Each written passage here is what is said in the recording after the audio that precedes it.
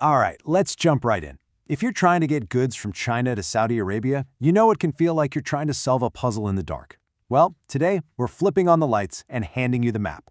We're going to break down the whole process and make this whole thing simple. Does this sound a little too familiar? Trust me, you are not alone. So many businesses hit these walls. Strict customs, confusing paperwork, and delays that pop up out of nowhere. It's a massive headache for so many people, but it really doesn't have to be that way.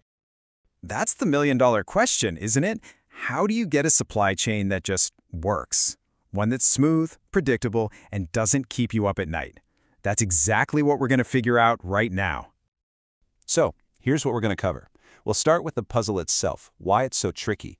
Then we'll look at your 4 main shipping choices. We'll compare the classic options, air versus sea, then explore the all-in-one solutions, and we'll wrap it all up by helping you make the right call for your business. First up, let's really look at this puzzle.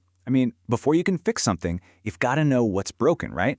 So let's look at what makes this shipping route so tough to begin with.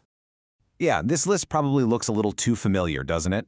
You're dealing with really strict customs, paperwork that seems to change every other week, those unexpected delays that mess up your entire schedule, surprise fees that just pop up out of nowhere, and the absolute worst-case scenario, getting your entire shipment sent back. These are the exact headaches we're here to solve. Okay, enough of the bad stuff. Let's talk solutions. When you're shipping from China into the kingdom, you've basically got 4 main ways to go. Okay, so here they are, your 4 big choices in a nutshell.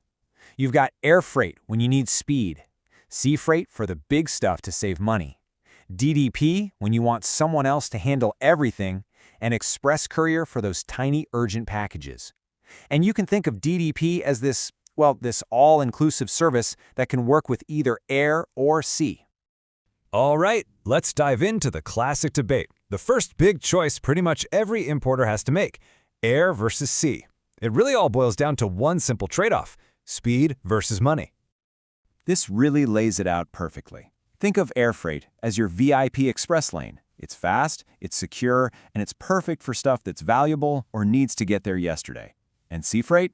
That's your reliable, heavy-duty workhorse. It's way more economical, and it's built for anything big, bulky, or heavy.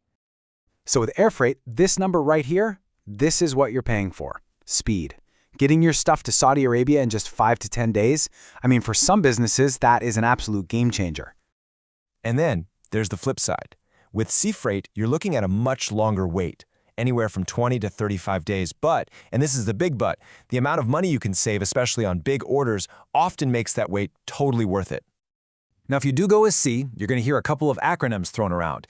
FCL, which is a full container load, that container's all yours, and LCL, less than container load, where you're basically sharing space. And you'll want to remember these 2 ports, Jeddah and Dammam. Seriously, over 90% of all sea shipments from China land in one of those 2 places.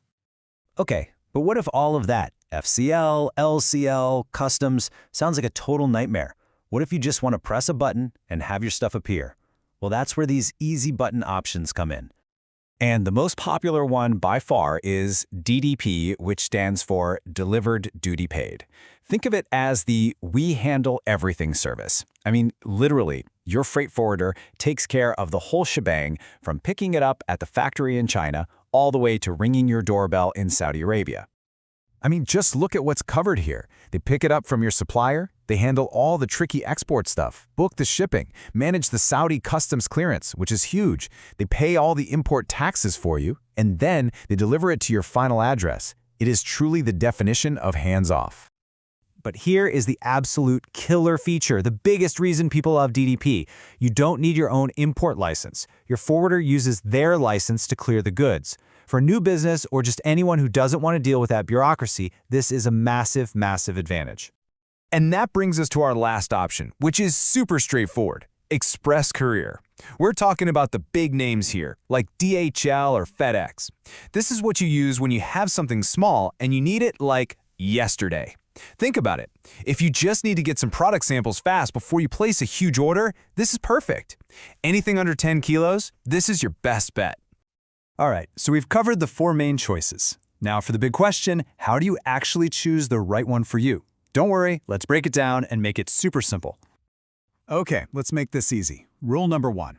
If the number one thing you care about is getting your stuff as fast as humanly possible, then your decision is simple. You're choosing either regular air freight or you're going with DDP Air. Okay, next scenario. What if your shipment is big or really heavy? Well, that's when you turn to your workhorse. You're going to go with either traditional sea freight or DDP sea. As your business grows and you need to get those big regular orders in without breaking the bank, this is going to be your go-to. All right, what if you hear the words customs clearance and you just want to run for the hills? If you want absolutely nothing to do with paperwork, taxes, or officials, the answer couldn't be clearer. DDP, door to door. It was practically invented for you. And last one. You've got a tiny package, maybe some samples or an important document, and it just has to get there like now. That's a no-brainer. You're using an express courier. End of story. So let's leave you with this final thought. Look, choosing how to ship isn't just a one-time decision about a single box. It's about designing a system, a machine that feeds your business. So the real question you should be asking yourself is this: is your supply chain predictable? Is it simple? Is it strong enough to handle the growth you're planning for?